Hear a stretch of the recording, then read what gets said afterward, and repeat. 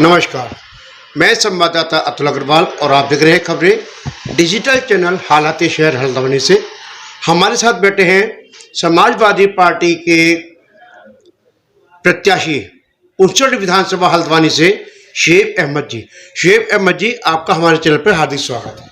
शुक्रिया अतुल भाई, बहुत बहुत शुक्रिया। और आपके चैनल के माध्यम से सबसे पहले मैं हल्द्वानी विधानसभा क्षेत्र की जनता से और पूरे प्रदेश की या पूरे हिंदुस्तान की जनता से का शुक्रिया अदा करना चाहता हूं कि इस बार 2022 के चुनाव में जो मुझे दोबारा मौका मिला है विधानसभा में लड़ने के लिए, ये जनता का प्यार और जनता की दुआएं थी कि जिससे वो मुकाम मिला कि समाजवादी पार्टी ने मेरे ऊपर भरोसा जताया और जनता के उस दुआओं का असर है कि आज मैं यहाँ दोबारा से जनता के बीच में चुनाव लड़ने के लिए तैयार हूँ।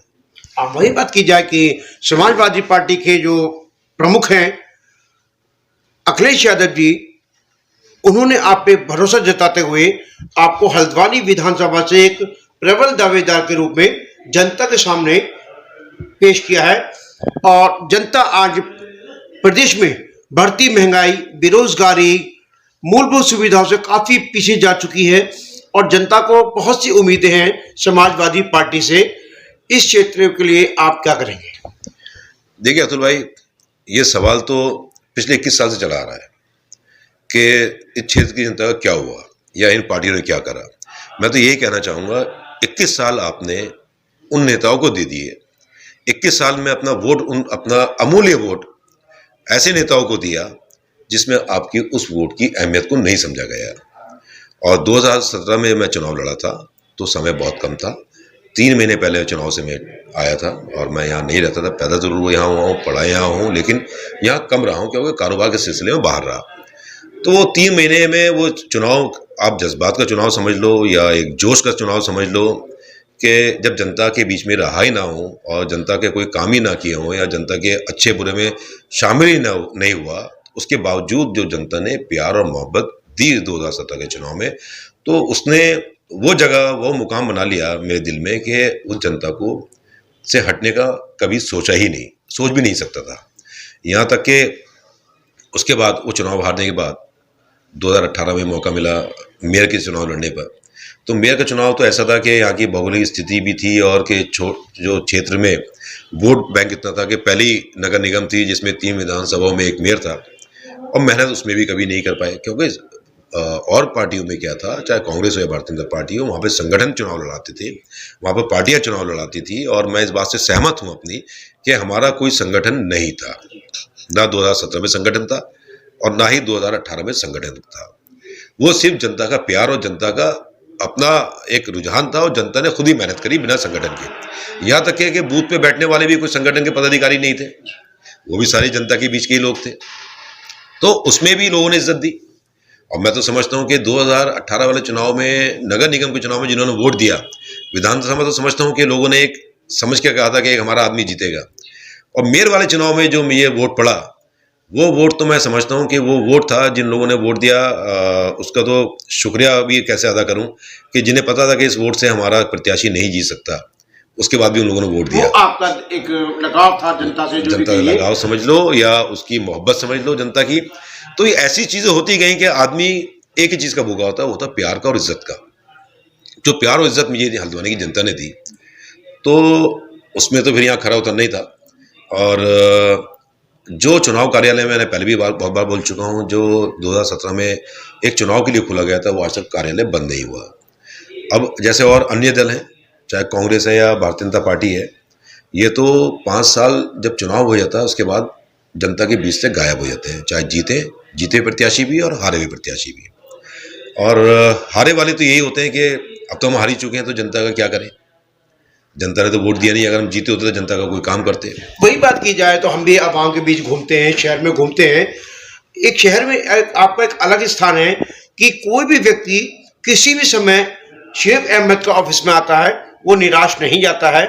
और पिछले 5 साल से देखा जा रहा है, आप समाज सेवा के क्षेत्र में लोगों की मदद करने में, चाहे कैसे ही काम हो, दिन रात तत्पर रहते हैं। और यही बात आपकी जनता को एक लुभाती है कि हमारा विधायक हो तो शुएब अहमद जैसा हो। आज जनता को आपसे काफी उम्मीदें हैं क्योंकि पिछले 21 वर्षों से देखा जाए, 10 साल भाजपा, 10 साल कांग्रेस, अलग अलग राज्य किया है, लेकिन जनता के लिए कोई कार्य नहीं किए गए हैं। एक बहुत बड़ी उम्मीद लेकर आज जनता आपकी ओर देख रही है। देखिए, चुनाव राजनीति में मैं कहता हूँ कि राजनीति का स्तर इतना गिर चुका है कि चुनाव को अगर आप ये देखिए कि पैसों के बल पे चुनाव यहाँ लड़ने की प्रथा चली आ रही है कि जिन नेताओं ने राजनीति करके राजनीति को कारोबार समझ के जो यहाँ राजनीति करी और उस राजनीति से जो पैसा कमाया, तो मान लो 100 रुपये कमाया और वही 20 रुपये जनता के ऊपर खर्च करके दोबारा, उनकी तो सोच ये हो गई थी कि 100 रुपये मैंने कमाए हैं तो फिर 25 रुपये या 20 रुपये चुनाव में के मैदान में जाने की जरूरत क्या है, उन लोगों के से वोट मांगने की जरूरत क्या है जहां पर मैं 25 रुपये खर्च करके चुनाव जीत सकता हूं। एक यहाँ का एक ये इन्होंने एक सिस्टम बना हुआ था यहाँ की विधानसभाओं का, मैंने देखा ये 5 सालों में जो मैं सीखा हूँ, इन 5 सालों में जो वोट देते हैं पार्टी को, जिन्होंने चाहे मुझे भी नहीं दिया तो मेरी उनसे भी चर्चाएं हुई, उनसे वो भी लोग भी आके अपनी बातें रखी हैं और बताई उन्होंने, ये उन्हीं से मालूम हुआ है कि एहसास बाद में इस बात का होता है कि उस समय की मदद 5 साल नहीं चलती। और अगर आपको, मैं तो ये समझता हूँ कि एक ये भ्रम फैलाया जाता है कि भारतीय जनता पार्टी को जो भी पार्टी हराएगी उसी को वोट देंगे, आप वोट उसी को दो जो भारतीय जनता पार्टी को रोके। अरे यार, ये क्या बात हुई कि जो भारतीय जनता पार्टी को हराए, अरे खुद भी तो जीत के दिखाओ, क्या खुद जीत सकते हो? हम एक दल को उसको क्यों जिताएं जो भारतीय जनता पार्टी को हराने के लिए हम लग रहा है कि हमें लग रहा है कि यही हरा सकती है भारतीय जनता पार्टी को। वो नहीं हरा सकती, वो आपको हरा रही है, आपके उस वोट का, आपके विश्वास को तोड़ रही है।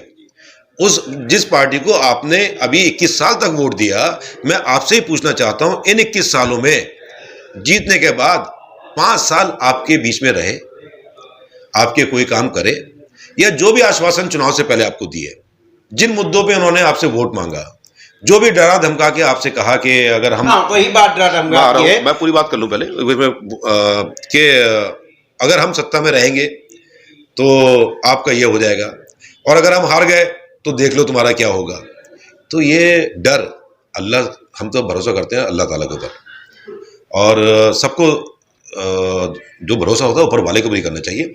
हम भी इंसान हैं और डराने वाले भी इंसान हैं। किसी की बात की जाए, एक बलबुलपुर एक क्षेत्र ऐसा है जो कई चुनावों में देखा जाता है, एक डराने की राजनीति की जाती है। कभी यहाँ खंबे लगा दिए जाते हैं, कभी यहाँ पोस्टर चस्पा दिए जाते हैं, कभी तरह तरह की बातें की जाती हैं।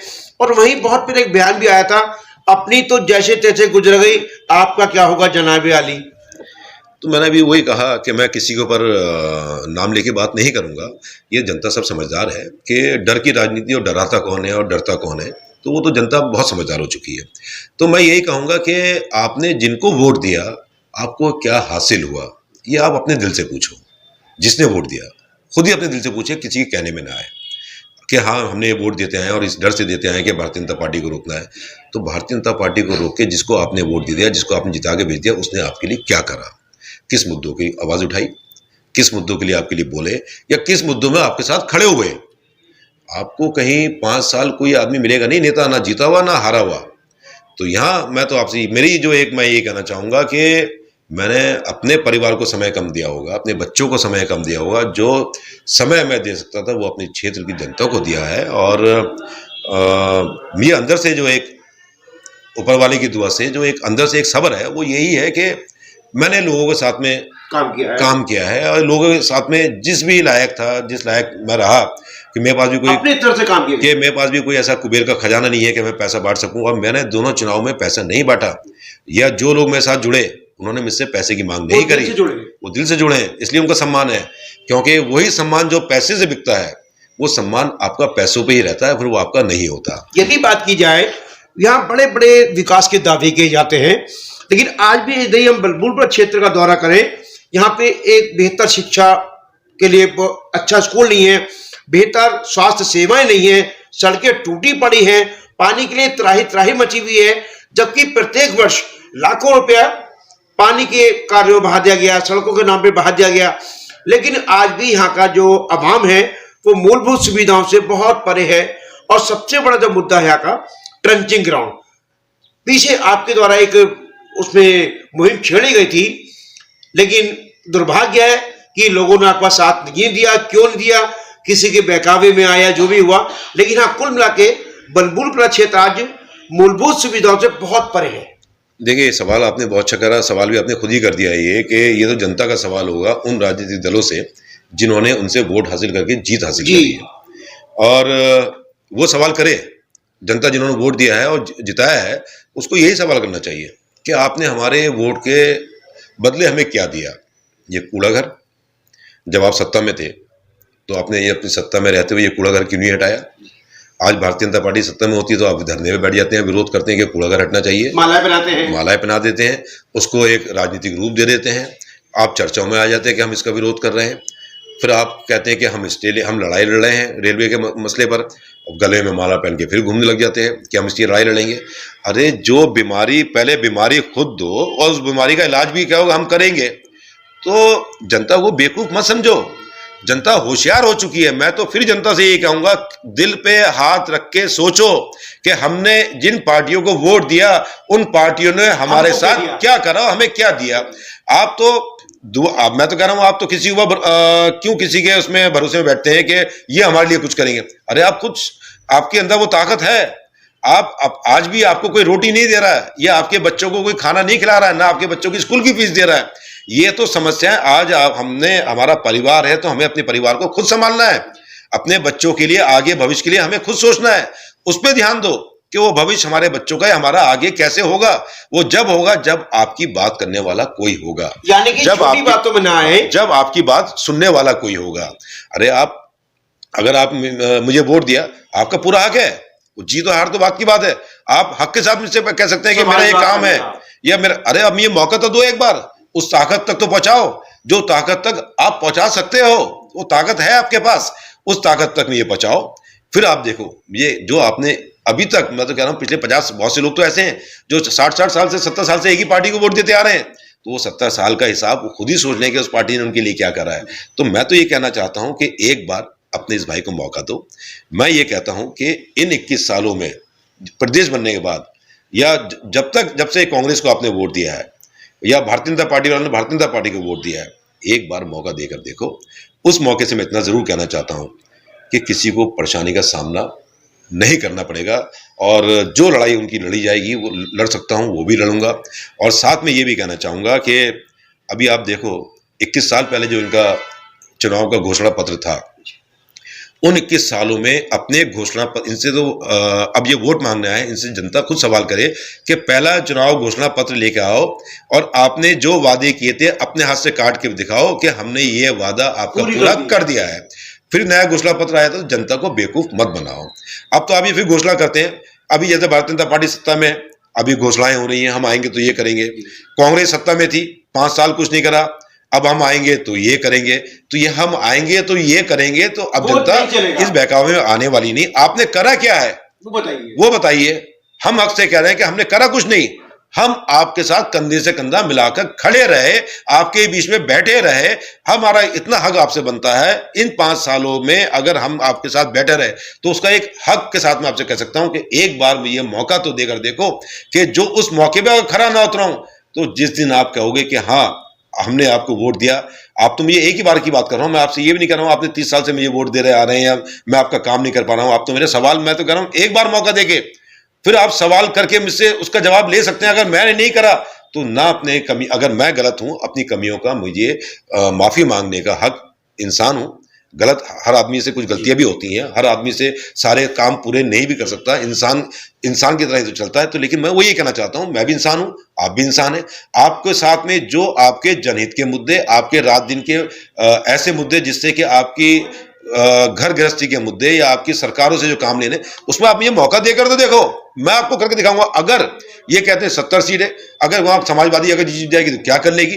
अरे आप 70 विधानसभा में एक आदमी भेज के देखो अपना, एक तो आगे एक आदमी ना, मैं 69 पे भारी करके दिखा दूं आपको, इन 69 के चिट्ठे खोल दूंगा। जो जीत के जाते हैं, जो सत्ता में जाते हैं, जो विपक्ष में बैठते हैं, विपक्ष अपने मुंह में टेप क्यों लगा लेता है? क्योंकि वो खुद सही नहीं होता, जनता को लूटा है उसने। अगर वो जनता को लूटने के बाद उसने वो काम करे हैं कि जब सत्ताधारी के सामने कुछ बोलेगा तो उसका इतिहास खुल जाएगा कि तू चोरी कर, मैं देखता रहूं, अब मेरा मौका आएगा मैं चोरी करूंगा, तू देखता रहे। तो भैया इस प्रथा से बाहर निकलो। अब तो आप वो काम करो कि जो आपकी बात को उठा सके, जो आपके बीच में रह के आपकी लड़ाई को लड़ सके।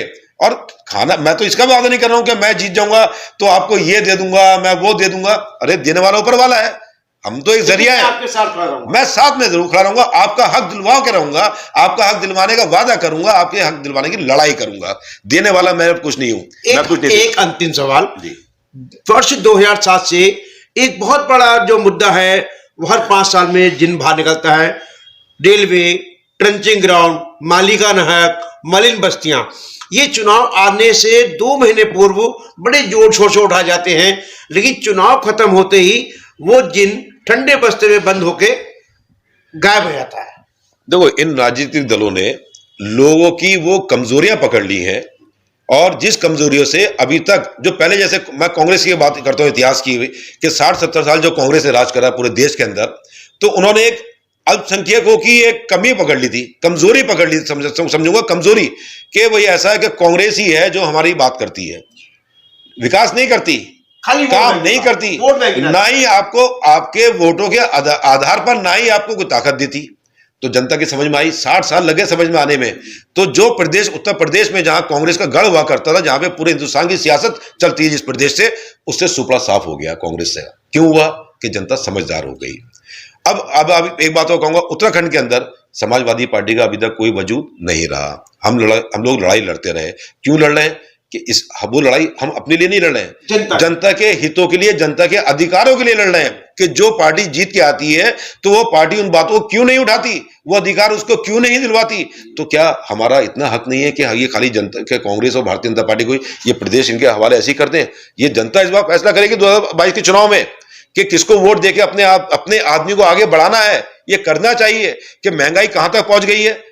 ये गैस सिलेंडर जब पहले 300 रुपए का होता था, ये भारतीय जनता पार्टी सड़कों पे लेट जाती थी कि इतनी महंगी गैस क्यों हो गई। अब जब गैस 1000 रुपए की हो गई तो ये विपक्षी दल चुप क्यों बैठा हुआ है? आवाज क्यों उठाते हैं? ये आवाज क्यों नहीं उठाते हैं? खाली बस जब चुनाव आता है जब भी बोलना चालू करते हैं। 5 साल आपने सदन में बैठ के नेता प्रतिपक्ष के रूप में आपने कौन सा मुद्दा उठाया हल्द्वानी क्षेत्र का? आपने कौन से अपने क्षेत्र की जनता की आवाज उठाई? या कौन सा काम आवाज ही उठा लेते? कराना तो बहुत दूर की बात थी, आपने कोई आवाज तक नहीं उठाई हमारे क्षेत्र में। क्या आपने रेलवे का मुद्दा कभी सदन में नहीं उठाया? आपने उनको मालिकाना हक देने का मुद्दा कभी सदन में नहीं उठाया? आपने ये भारतीय जनता पार्टी ने जो यहाँ पर ट्रंचिंग ग्राउंड बना रखा है अवैध, जो कांग्रेस की देन थी, जब अपनी सरकार में पूरी नहीं करी, आपने उस मुद्दे के लिए लड़ाई नहीं लड़ी। तो आप क्या काम करेंगे? कि जनता को खाली बस आकर। हाँ, एक चीज और बहुत अहम बात आपसे कहना चाहूंगा, अगर कांग्रेस को वोट देना है भारतीय जनता पार्टी को हटाने के लिए, तो कांग्रेस को नहीं दे रहे हो आप, अपने शहर के 5 दलालों को और मजबूत करने के लिए आप वोट दोगे। जो 5 दलाल, सिर्फ उन्हीं का विकास होगा, उन्हीं का फायदा होगा। उन 5 दलालों का फायदा करना है या अपना फायदा देखना है, अपने बच्चों का फायदा देखना है, अपने घर का फायदा देखना है, अपना घर का फायदा देखना है, अपने बच्चों का फायदा देखना है, अपने आने वाली अपनी जो भी आपके परिवार है उनका फायदा अगर देखना है, तो आपको उन दलालों से बचना पड़ेगा, अपने बच्चों के भविष्य बचाने के लिए। आप कांग्रेस में आप वोट देते हैं, कुछ दलालों को कहने पे देते हैं, फायदा दलालों को होता है, क्योंकि वहां कह दिया जाता है कि मैंने तो पैसा दिया है, तो काम किस बात का, और मैं आऊं क्यों? जब मैंने पैसे देके वोट लिया है तो मैं काम क्यों करूं? तो ये सोच जब बैठ गई हो जिस पार्टी के दिल में, तो वो भैया पार्टी से उतारो। पैसा तुमने नहीं लिया, पैसा उन दलालों ने लिया तुम्हारे नाम पर, और तुम्हें डरा के वोट दिलवा दिया कि भैया भारतीय जनता पार्टी को रोकना है तो आप कांग्रेस को वोट दे दो। आज भी कुछ ऐसे लोग सक्रिय हो चुके हैं। उन सक्रिय लोगों को मैं कह रहा हूं, पकड़ के पूछो कि तुमने ऐसा कौन सा काम हमारा करवाया ऐसा कांग्रेस से, या जब हमारे पास रात को कोई 12 बजे कोई आफत आ गई, या कोई थाने का काम पड़ गया, या हमारे कोई अस्पताल का काम पड़ गया, तो क्या तुमने अपने किसी नेता को लाके खड़ा करा? उनके फोन तक नहीं उठते। तो ये मैं पूछना चाह रहा हूं, क्या उनके नेता ने आके कभी बात करी? तो क्या खाली वोट ही लेने का अधिकार है उन लोगों का? अब वो चीजें भूल जाए। मैं तो ये कहना चाहूंगा कि दलाली खत्म करो, अपने क्षेत्र के अंदर से अपने आप को मजबूत करो। आपका वोट, आपकी कीमत पैसों की नहीं है, और आप तक पैसा नहीं पहुंचता। आपको बदनाम करके रख दिया गया है कि वहां का वोट पैसों पे पड़ता है। तो ये भ्रम खत्म करो, ये भ्रम खत्म करो, अपने वोट की अहमियत को समझो, अपने वोट की ताकत दिखाओ, और अपने अधिकार के साथ अपने आदमी को जीत के दिखाओ। इन दोनों दलों से जब भी छुटकारा मिलेगा, जब भी यहाँ का प्रदेश का विकास होगा, जब भी यहाँ शिक्षा सेवा सही होंगी, जब भी यहाँ स्वास्थ्य की सेवा सही होंगी। जब तक आपकी वोट की कीमत की लोगों को अहमियत नहीं होगी, आपका कोई विकास करने वाला नहीं है। वही आवाम का कहना है कि आज तक कांग्रेस हमको केवल वोट बैंक के लिए इस्तेमाल किया है, हमको मूलभूत सुविधाएं आज तक नहीं दी गई हैं। यार, मूलभूत सुविधाएं दलाल जब पैसे में लेकर आ जाएंगे तो मूलभूत सुविधाएं कहां मिलेंगी आपको? मूलभूत सुविधाएं उन 5 ही लोगों तक रह जाती हैं। वो 5 लोगों का इतिहास उठा के देख लो। वो 5 लोग क्या थे, कहां से कहां पहुंच गए? ये नेता जिन्होंने यहां पर आने के बाद, उत्तराखंड बनने के बाद, इन नेताओं के पास क्या था, और 5 साल बनने के बाद इन नेताओं ने ये नेताओं का स्तर कहां से कहां पहुंच गया? हमने राजनीति में आए, अपना काम करके, कारोबार करके राजनीति में आए, और कोई लाभ की राजनीति नहीं कर रहे हैं। यहाँ पर अपनी जेब से खर्च करके राजनीति कर रहे हैं, किसी के आगे हाथ नहीं फैला रहे हैं, किसी से चंदा नहीं ले रहे हैं। क्या जनता इस चीज को भी समझती नहीं है? सब समझती है जनता। क्या आपने सिर्फ अपने 5 दलालों के चक्कर में हमारे जिंदगी बर्बाद कर देने? 5 साल, 5 दिन या 5 घंटे नहीं होते, 5 साल होते हैं। 5 साल में पीढ़ियां चेंज हो जाती हैं।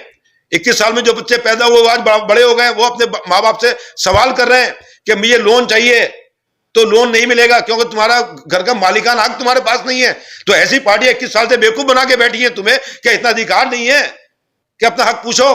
यानी कि बात की जाए, सत्ता में आने के लिए यहाँ पे कुछ ठेकेदार छोड़ दिए जाते हैं जो जनता को बरगलाकर उनका वोट हासिल करके नेता को जिता के लाते हैं। वो नेता फिर गायब हो जाते हैं। वो दलाल वोट डाइवर्ट करने में लगते हैं, डरा पैसे नहीं देते उनको। ये मैं साफ कर दूंगा, वोटर बिकाऊ नहीं है, वोटर नहीं बिकता। ठेकेदार पैसा, वोटों को बेच के ठेकेदार पैसा लाता है, और वहां पे वोटर को यह कहता है अगर वोट तुमने कांग्रेस को नहीं दिया तो भारतीय जनता पार्टी जीत जाएगी।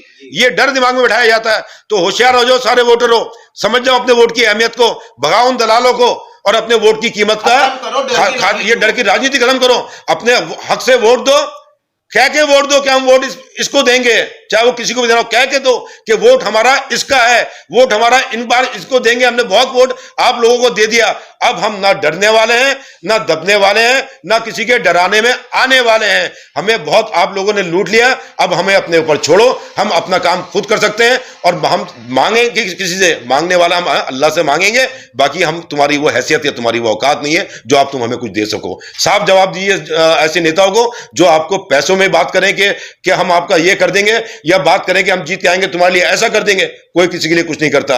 किसी ने अपने 1 घंटे के बाद के बारे में सोचा है कि 1 घंटे के बाद में मेरा क्या हो जाएगा? वो क्या उसके घर वालों को क्या आश्वासन दे रहा है कि मैं ये कर दूंगा? मैं आपसे साफ कह रहा हूं कि मैं कुछ करने की बात नहीं कर रहा हूं, ये कर दूंगा। मैं ये जरूर कह रहा हूं कि मैं जिस लायक हूं, अगर मुझे मौका मिला आपका हक दिलवाऊंगा और आपके हक की लड़ाई लड़ूंगा। 24 घंटे आपके साथ खड़ा रहा और खड़ा रहूंगा। जो लोगों का एक भ्रम था कि ये जीतेगा तो भी भागेगा और हारेगा तो भी भाग जाएगा, कि ये यहाँ का नहीं है। मैं यहाँ का ना होने के बाद, जितना हारने के बाद जनता के बीच में बैठा हूं, तुम तो यहाँ के थे, जीत के यहाँ थे, तो जीतने के बाद कहां गायब हो? जनता इसके बात का सवाल जरूर पूछना आप लोग। तो आप देख सकते हैं, ये हमारे साथ हैं समाजवादी पार्टी के प्रबल दावेदार शेख अहमद जी, जो निरंतर पिछले 5 सालों से जनता के बीच है, जनता के सुख दुख में खड़े रहते हैं, उनके हर कार्य करते हैं।